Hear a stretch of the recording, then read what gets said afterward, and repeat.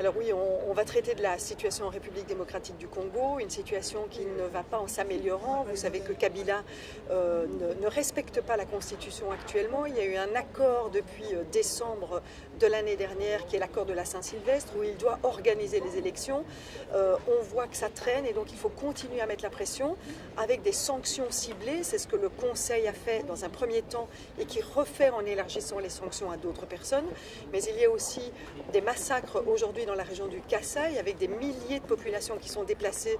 Donc il faut que nous apportions de l'aide humanitaire, mais aussi une demande d'une enquête internationale pour faire le clair. Il y a eu 2 experts des Nations Unies qui ont été assassinés dans la région. Et donc une situation qui est très très dure actuellement. Et il faut qu'au niveau du Parlement européen, du Conseil, de l'Organisation internationale de la francophonie, de l'Union africaine, nous parlions d'une seule voix pour que le gouvernement congolais aille à ce processus électoral et garantisse la paix pour la population congolaise.